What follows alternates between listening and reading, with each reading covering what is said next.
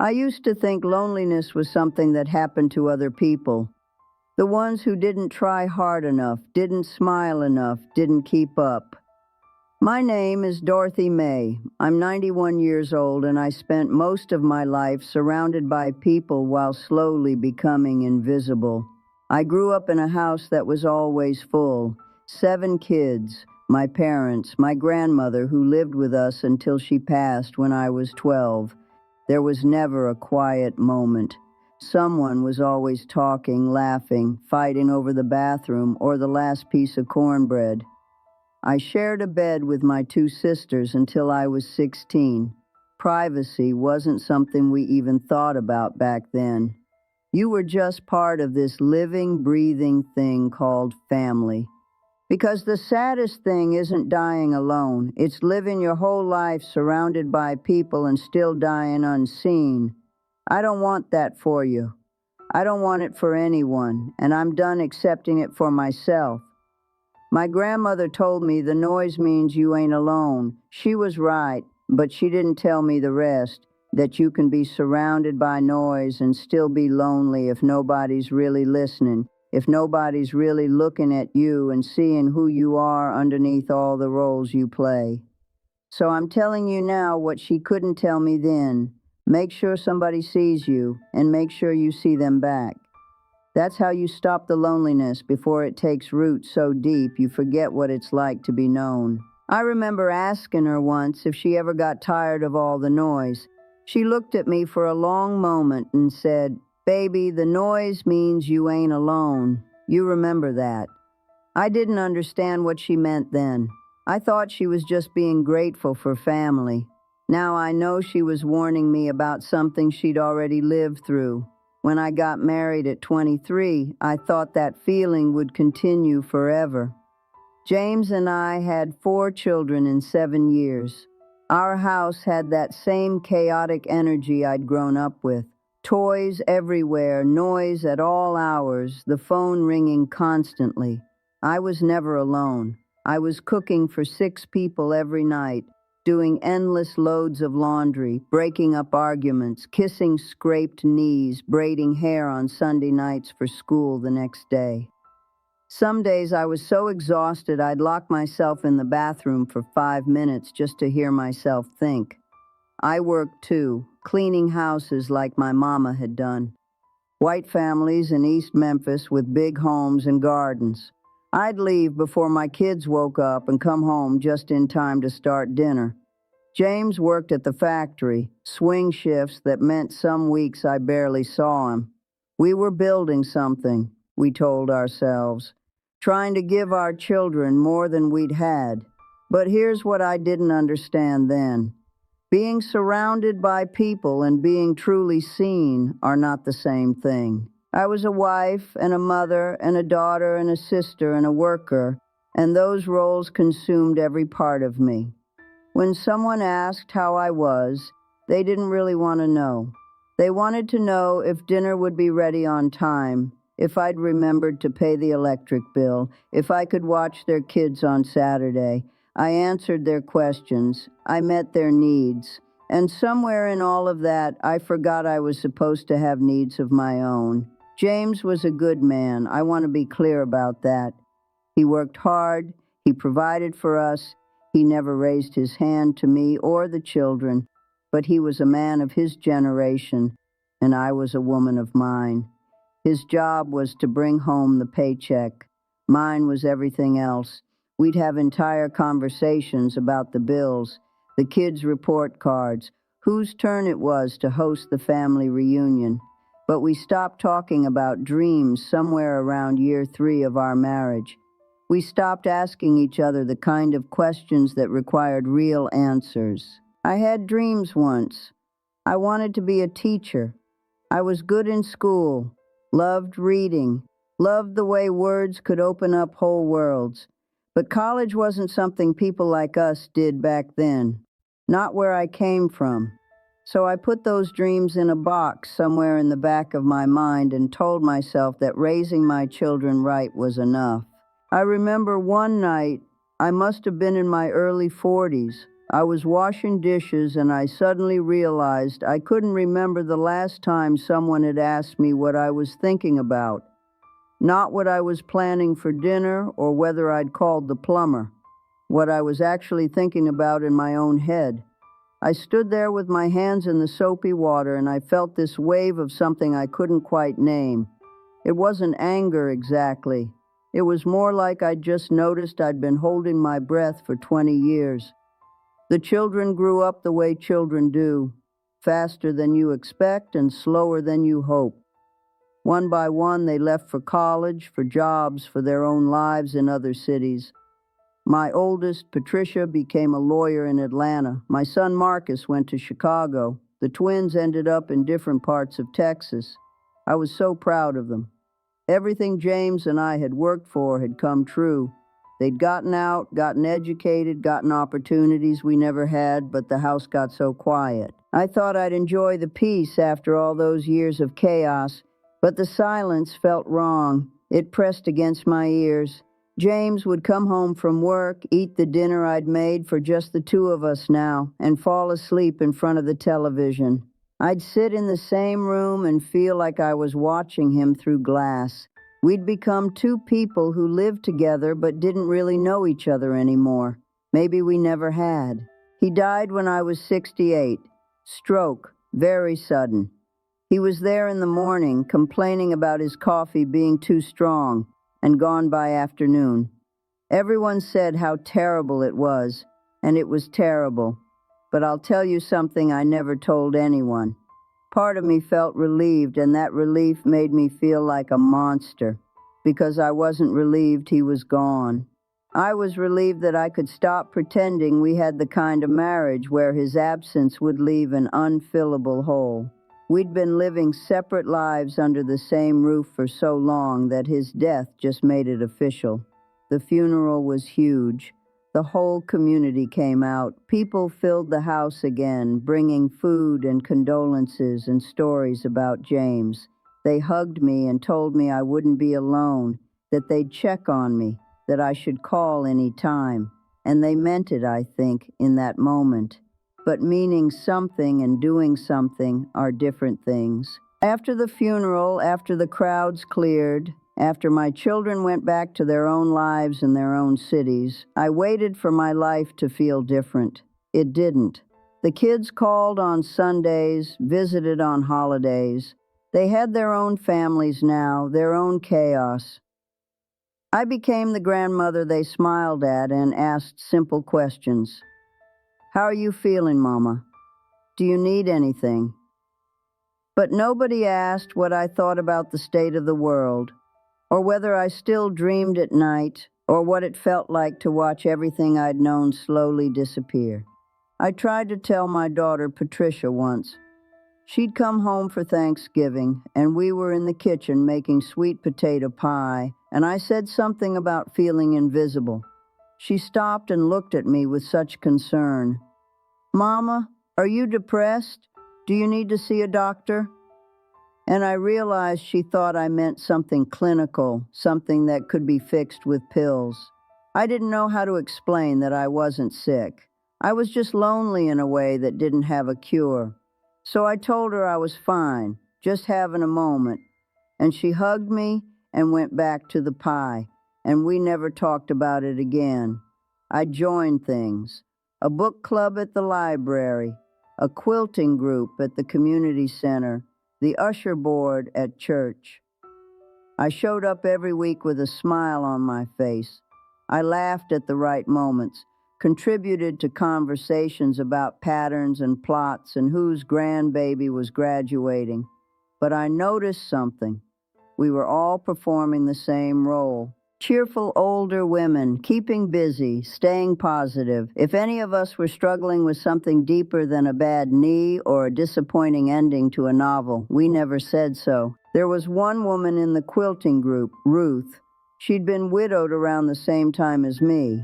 One afternoon she wasn't there, and someone mentioned she'd moved to one of those senior living places. She was getting so forgetful, someone said. It's so sad. And everyone agreed it was sad, and then we went back to our quilting. Nobody suggested we visit her. Nobody took down the address.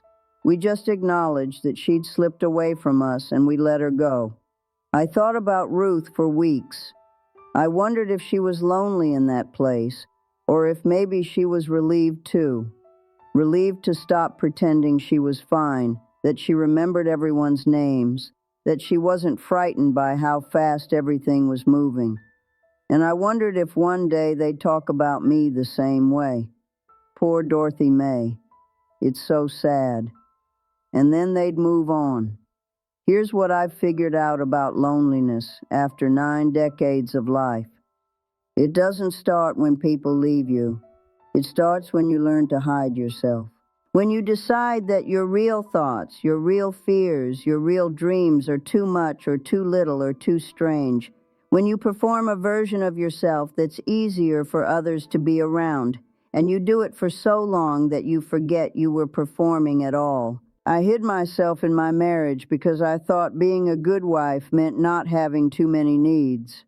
I hid myself with my children because I thought being a good mother meant being endlessly available and never burdened. I hid myself with friends because I thought being good company meant being light and pleasant and not too heavy with real feeling. I hid myself at work because I knew that being a black woman cleaning white people's houses meant making yourself small and quiet and grateful for the opportunity. That's something about being black in America that maybe white folks don't always understand. You learn early how to hide parts of yourself. You learn to code switch, to present the version of you that won't make people uncomfortable. You smile when you don't feel like smiling. You say yes when you want to say no. You make yourself smaller so other people can feel bigger. I did that my whole life. At work, in stores, even at the doctor's office. And somewhere along the way, I started doing it with my own people too, with my family, my friends, my church community. I became so good at being what everyone needed that I forgot how to be what I needed. And now I'm 91, and I've gotten very good at hiding. When my daughter calls and asks how I am, I say I'm fine. I don't tell her that I sometimes go 3 days without having a conversation longer than thanking the grocery store clerk. I don't tell her that I've started talking to myself just to hear a voice that might respond to my actual thoughts. I don't tell her that I feel like I'm fading, becoming more transparent every day, and that I'm terrified of disappearing completely before anyone notices I was really here. The loneliest part isn't being alone. I'm alone a lot, but I've made peace with that. The loneliest part is being with people and still feeling unseen. Going to a family dinner and listening to everyone talk about their lives, their problems, their plans, and realizing that I've become scenery, a fixture. Grandma Dorothy in her chair, smiling and nodding, not quite requiring full sentences. I see it happening to other people too. The way we stop really looking at the elderly. We smile at them, we're kind to them, we make sure they're fed and safe and taking their medications, but we don't see them. We see old people.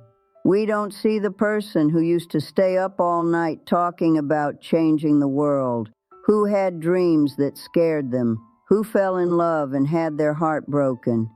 We don't see the young woman who wanted to be a teacher, who loved to read poetry, who once believed she could do anything. Last week, my youngest granddaughter came to visit, Kendra. She's 26, going through a hard time with her boyfriend. She sat at my kitchen table and cried, and I made her tea and listened. And then she said something that broke my heart and mended it at the same time.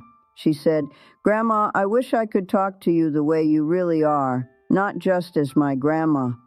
I asked her what she meant. She said she'd always wondered what I thought about things, really thought, what my life had been like when I was her age, whether I'd been happy, whether I had regrets. She said she'd wanted to ask me these things for years, but thought it might be disrespectful, or that maybe I wouldn't want to talk about difficult things. I started crying then, because here was this person I loved, who loved me, and we'd both been holding back from each other out of some idea of what our relationship was supposed to look like. I was supposed to be the wise grandmother with all the answers. She was supposed to be the young person who needed guidance. Neither of us was supposed to be fully human with the other. We talked for 6 hours that day. Really talked. I told her things I'd never told anyone.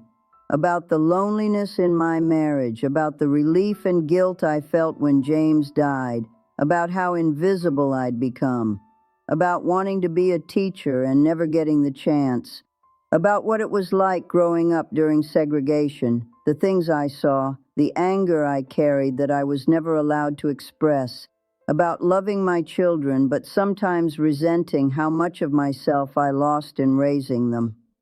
She told me about her fears and her dreams and her confusion about what she wanted from life, about feeling like she was supposed to have it all figured out by now, about being a young black woman in corporate America and feeling like she had to work twice as hard to be seen as half as good, about the same code switching I'd done my whole life and wondering if it would ever end.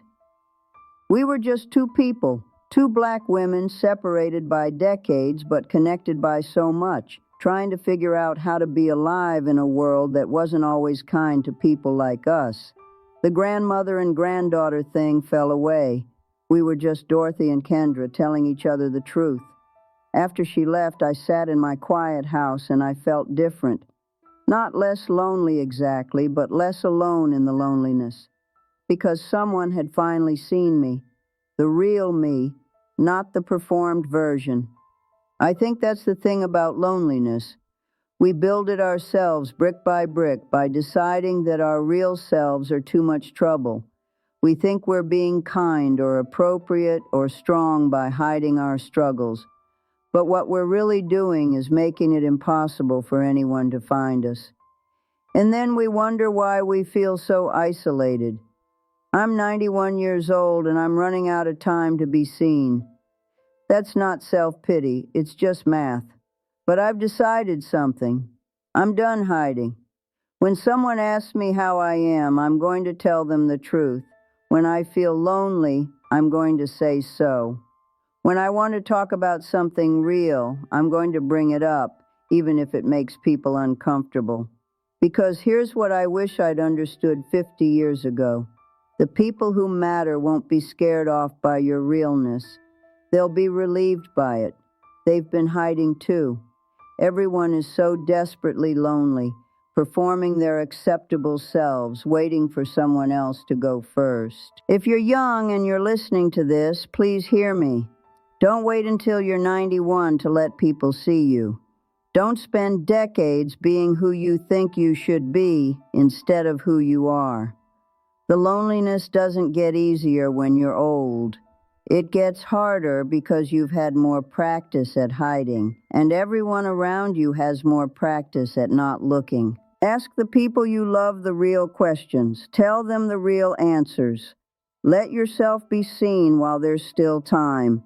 Not just seen as your role, as the mother or the father or the friend or the employee.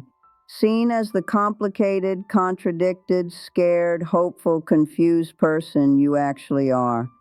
And if you're like me, if you're older and you've been hiding for so long you forgot what your real face looks like, it's not too late. Find one person, just one, and tell them something true, something you've been carrying alone. See what happens. You might be surprised, because the saddest thing isn't dying alone. It's living your whole life surrounded by people and still dying unseen. I don't want that for you. I don't want it for anyone, and I'm done accepting it for myself. My grandmother told me the noise means you ain't alone. She was right, but she didn't tell me the rest. That you can be surrounded by noise and still be lonely if nobody's really listening. If nobody's really looking at you and seeing who you are underneath all the roles you play. So I'm telling you now what she couldn't tell me then. Make sure somebody sees you, and make sure you see them back. That's how you stop the loneliness before it takes root so deep you forget what it's like to be known.